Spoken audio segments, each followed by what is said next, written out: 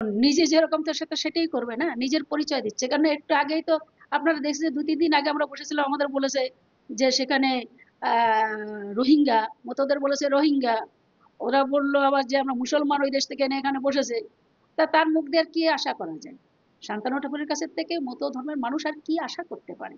তো ওখানে দাঁড়ানো। মমতা বন্দ্যোপাধ্যায় যে উন্নয়ন করেছে, তার মুখ দিয়ে, সে সময় তার মুখ দিয়ে, এটা স্বাভাবিক জিনিস। অনেক সময় আমাদেরও হয় স্লিপ অফ টার্ন, সেখানে সে স্বীকারও করেছে যে আমার ভুল হয়েছে। সেখানে লেখাটা মোদি এসেছিল, কি দিয়ে গেল মোদি, সেটা লেখেনি। জল মাটি ফেলে দিয়েছিল, সেটাও তো লেখা উচিত। তোমার তোমার কর্মটা, তুমি সঠিক জিনিসটা বের করো। তুমি একজনের দোষ ধরতে, আঙ্গুলটা আমি বললাম তো, একটা আঙ্গুল যদি অন্য কাউকে যদি উঠাতে হয়, তার 4টে আঙ্গুল নিজের দিকে থাকে। তুমি যে পার্টি করো, তোমার পার্টি মতদের জন্য কি দিয়েছে? আজকে এসআইআর করে তাদের, আজকে মুসলমান আর রোহিঙ্গা করে তাদের, আজকে তুমি ভোটার থেকে, অধিকার থেকে বঞ্চিত করাচ্ছ। এটাই তো তোমার কাজ, শান্তনু ঠাকুর।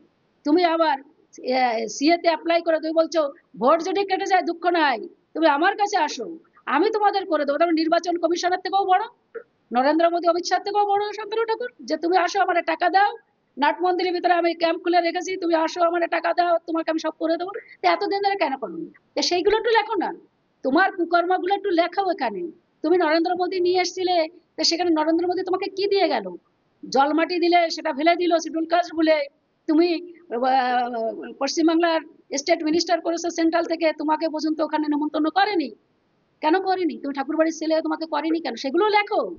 মমতা বন্দ্যোপাধ্যায় যেগুলো করেছে, যেটা সত্য, সেটা কোনোদিন কেউ মুছে ফেলতে পারবে না মতদের মাঝখান দিয়ে। যে কামনা সাগরেও যায় ওখানে হেঁটে, কামনা সাগরে স্নান করতে যায়, সেটাও মমতা বন্দ্যোপাধ্যায় করে দেওয়া। যেটা সত্য সেটা। তোর বাবাকে, ওর বাবাকে পরিচয় দিয়েছিল মমতা বন্দ্যোপাধ্যায়, সেটা স্বীকার কর। যে আজকে তো রাজনীতি ঠাকুর বাড়িতে এনেছিল, কে নিয়ে আসছে? ওর বাবাকে কে মিনিস্টার করেছিল? কে টিকিট দিয়েছিল?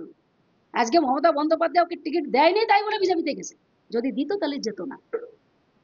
স্বার্থ ছাড়া তারা কিছু চলেও না, টাকা ছাড়া কিছু বোঝেও না। আমরা আমরা আমরা পারতাম না? নরেন্দ্র মোদী এসেছিল তখন আমরা করতে পারতাম না? অমিত শাহ এসেছিল, আমরা করতে পারতাম না?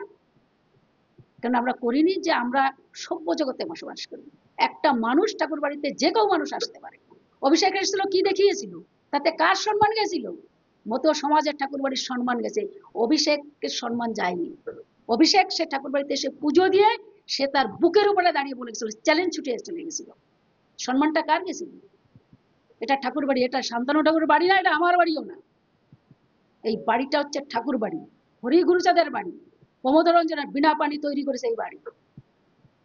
এর জবাব তো মানুষ দেবে তোমাদের। যেভাবে আজকে তুমি রোহিঙ্গা আর মুসলমানকে করে, তুমি আজকে মতো সমাজটাকে আজকে তুমি ধ্বংস করে দিলে। তুমি পরিচয় দিয়েছো এরা তালিবান। হ্যাঁ, বাংলাদেশ থেকে এসছে মুসলমান আর রোহিঙ্গা, আর সেটাকে নিয়ে তুমি ঘুরিয়ে আজকে সিএতে অ্যাপ্লাই করছে না বলে সেটাকে তুমি ঘুরিয়ে সেটাকে করলে এসে যায়, যার মাধ্যমে হাজার হাজার কোটি কোটি মানুষ তারা আজকে সাফার করছে।